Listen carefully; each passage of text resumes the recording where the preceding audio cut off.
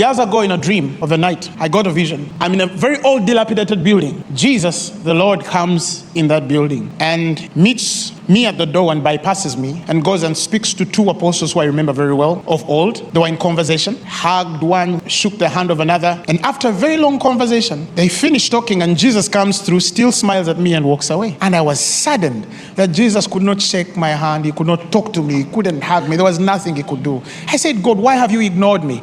And then he disappears from afar up to the end of that wall. And I could not see him no more. And I hear a voice tell me, turn. When I turned in this building, my eyes were invited to a corner of the building and I saw a window, a small window. But that window had the foundation of gold. The building was still old and dilapidated, but it had the foundation of gold and it had stones, every beautiful kind of stone.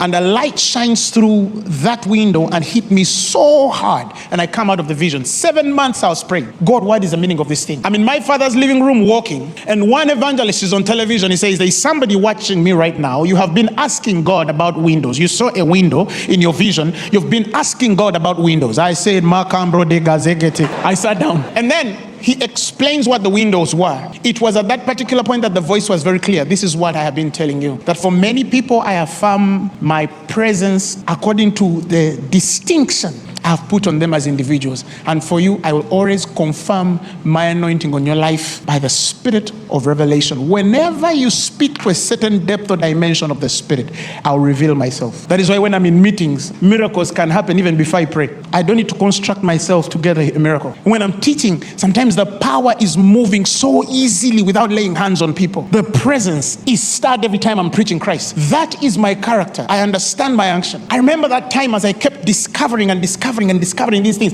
I remember the day the Lord told me, from today you shall no longer pray for the sick. You just need to declare. And I remember that moment. From that day on, those of you who have watched my healing meetings, I don't need to pray. I just declare. The lame are walking and they come on. The blind are seeing and they come on. The deaf are hearing and they come on. That doesn't make me necessarily special or better than the person watching me. I only found myself. For Solomon, it was wisdom. For Moses, it was leadership. For Bezalel, it was a cunning artificer. For Esther, it was the courage of the spirit. For Joseph, it was the interpretation of dreams. For Daniel, it was the prophetic eye. For Paul, it was writing. He was not a good speaker. That is why what we have now to give reference to are his letters. God would not let an audio recording of Paul. He would struggle to preach in Wolfbeck, or at least would have to read his letters. But that doesn't mean that because the man cannot speak, therefore God has not given him a message. It does not mean that because a man cannot sing, God has not given him a psalm. He's Lord unto all and he's rich unto all. One of the great experiences that happened to me was finding myself. There are people you have never found yourself.